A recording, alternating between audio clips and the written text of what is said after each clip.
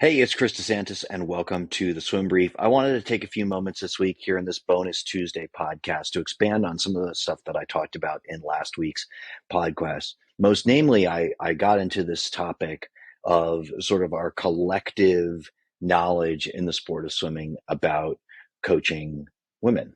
And I had some really interesting conversations over the weekend, a lot of back and forth, including some of my friends, people who are frequent listeners to the podcast who are sort of probing back and forth. And, I always want to be aware of those conversations that like I get to a new place.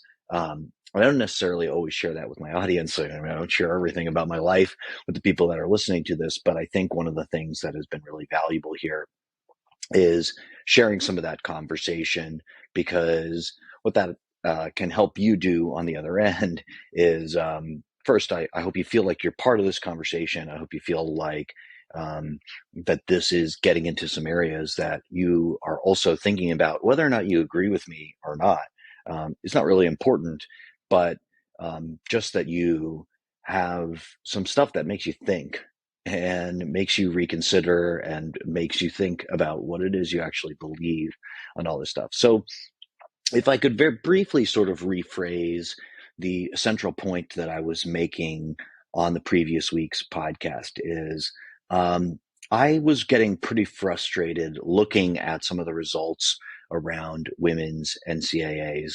And the frustration really boils down to I don't think that a lot of women are having a very positive experience as they get to the upper levels doing the sport of swimming. And I think that's a bad thing. I love swimming. I didn't have a particularly good experience though when I got to the upper levels of swimming. So I know what that's like. And as somebody who loves the sport of swimming, I want people to be having a better experience doing it. And I have just found um, both observationally and then in conversations with um, women and men and all sorts of people around the sport of swimming that I really do believe that we have a collective knowledge gap in it. And I want to get into a couple more layers of understanding on this because I think, like anything, that if you keep thinking about it and you keep probing some of the layers of it, that kind of thought can keep expanding into some creativity around what to do. You don't need to come up with a solution like immediately upon discovering what a problem is. Um, you in fact thinking that way, going sort of straight direct lines from problem to solution, I think is in many ways counterproductive.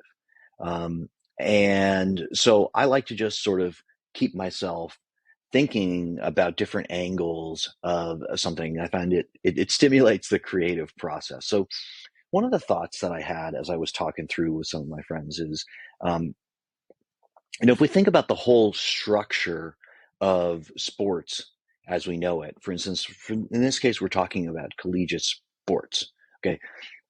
In their inception, collegiate sports were built for men. That's just historical fact. Like, collegiate sports are not something that have existed, right? Like, colleges have existed for a long time. Even in the United States, many of them have existed for hundreds of years. The concept of them having sports teams is a relatively new inception, right? I remember when I was coaching at Georgia Tech, we had like one of the most historic college swim teams. Okay, they'd not even been around for 100 years at that point. Um, and so when you look at that structure, overwhelmingly at their inception, they were created for men. And if you just take that piece of it and look at that from that end, you can kind of understand, right? Especially when you look at all the stuff in sports that can sometimes be very dogmatic, slow to change. This is the way we've always done things, so we got to keep it this way. You can see how a lot of stuff gets woven into the culture and why, for instance, our iterative process on how to coach men is just better. We've been working on it for a longer amount of time, and we had that as an idea from the inception. How can we make this work for men? Now, the idea of college athletics for women is much newer, right? And it was, for lack of a better term, it was um, grafted on to the existing structure of college sports for men in most cases, right? Um, the concept of let's have a women's swim team at a lot of places started from the inception of, now that this has changed down the line, but in a lot of places it started, well, we have men swimming, so we'll just make a men's swim team for women. I'm like, I know I'm being a little bit cheeky with my language there, but that is um, essentially the plan. That is essentially how we started things from the inception point. Now, when I was talking about this with Joel, he goes, "Well, I'm kind of uncomfortable talking about this because, here it's us, a couple of guys discussing, you know, giving our opinions on women's swimming." And I totally acknowledge that piece of it. I think, um, like, if I would be lying if I said I wasn't uncomfortable with that too. But one of the counterpoints, that people would come to that viewpoint with, it would be like, well, we got to listen to, women on this end. I think that's a great idea. I think that it's true. I think in its application, it becomes extremely tricky. And here's why. Because there is no individual reward for women sharing, basically, um, what they'd like to change in this sports system. There is, in fact, quite a bit to lose on an individual level. I'll explain what I mean there. On an individual level, there is quite a bit to lose by being outspoken on this topic. And let me just phrase it this way. If we look at the sport of swimming,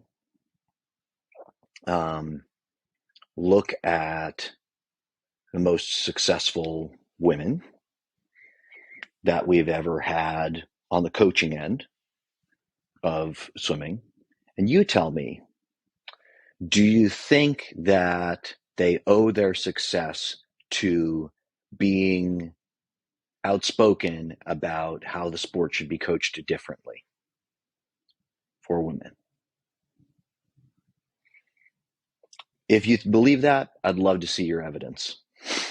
I'd love to be wrong, but I just don't see it.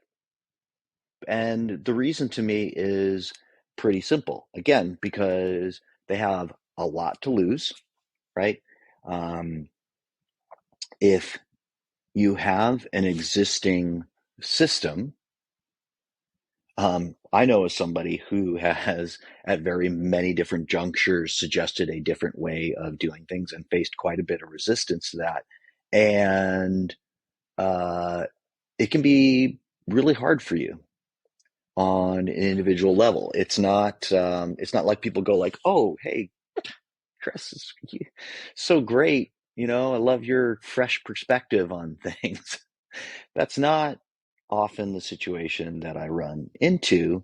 And if you accept on the front end that we have an unfair system, that we have a system that is not creating as good of an experience on average for women, they start from a position that makes it harder for them. So you see how this self-saturated. They start from a position that makes it harder for them to contribute.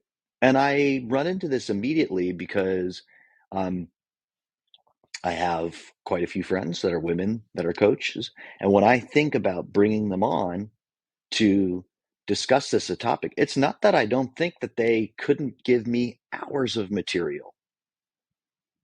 I absolutely think they could. Do I think they would? Or as their friend, do I even think that they should? And the answer to that is no. To both those questions, the answer is no. So then we return to the same problem, which is that we have a collective issue here. That we have not created culturally a structure where it is very likely that somebody is going to give us the information, start actually helping us with the thing that, if you believe me, if you accept some of the stuff that I'm putting forth here, that we could use some help with. We have made it extremely hard um, for those people. So that's why I return to the front end of it, because I think that if there is a critical mass of people who go, wait, maybe this is actually true. Um, maybe we really could make a lot of progress. And by the way, maybe along the way to creating a better sporting experience for women in the sport of swimming, it's not like it's exclusive of the experience of men. I happen to believe, and I've always believed this in coaching, this is one of, for lack of a better term, I would define it as selfish feminism. I believe that, for instance, in coaching, that if I can influence creating a better environment for women in coaching, it will also be a better environment for me. I believe that because I believe that a lot of the things that have created a not so great experience for me in coaching are experiences that I have in common with the women that I see coaching. And so, these things are not, what my point here is that these things are not mutually exclusive. And you see now how I'm trying to turn the corner and create this, move this from a problem, right? A collective action problem to an opportunity. Okay. So if we can start on the end of, this is an unfair situation. I'll give you an example that I've often used, but maybe not in this podcast, but back in the days when I used to write and have a blog. Okay, so if we look at hiring practices and we say that women are disproportionately underrepresented in coaching, and I think most people can accept that is actually the case, right? And we can view that as a problem. I have a way of viewing it as an opportunity. So my thought is there are disproportionately less women who have the potential to be freaking phenomenal coaches who are not in positions of really big opportunity in coaching. And if you can figure out who those people are, if you want to invest the time to figure out who those super talented people are who aren't being given an opportunity, well, then you have just cracked the code on how to outsmart your opposition. You have cracked the code on how to get hire and get opportunities for people that other people won't even know to look for, right? And is it as easy as I just made it sound? Absolutely not. But if it was easy, everybody would do it, right? And obviously, everybody is not doing it because we're in the situation that we're in. So you got to ask yourself, for instance, if you're looking out at the coaching landscape and you're saying, you agree with me that women are underrepresented, you gotta ask yourself, how is that an opportunity for me in what I'm doing? How can I actually make that imbalance something that can actually manifest as something that will improve my competitive chances of success in this environment? And once you can make that shift to viewing it not as a problem, but actually as an opportunity, then your whole motivation changes, right? Because problem is in the realm of have to solve, got to figure it out, or else, right? You have like, you got to be able to zero in on this, or I don't know what, the world's going to end. Opportunity is, boy, if you want to talk to me about an opportunity, I'm interested, right? If I just called you up today and I left a voicemail on your phone, now you might be a little suspicious of me because you go, Chris, you're in business for yourself. You just start telling me about an opportunity. You just want me to give you some money. But let's just say somebody who you didn't think, was just a coaching friend of yours, and they called you up and they just said, hey, I really want to talk to you. I got this, like, I think there's an opportunity for you. Or um, somebody told me, like, you're like, what's next? Yeah, what do I do? How do I get there? Okay.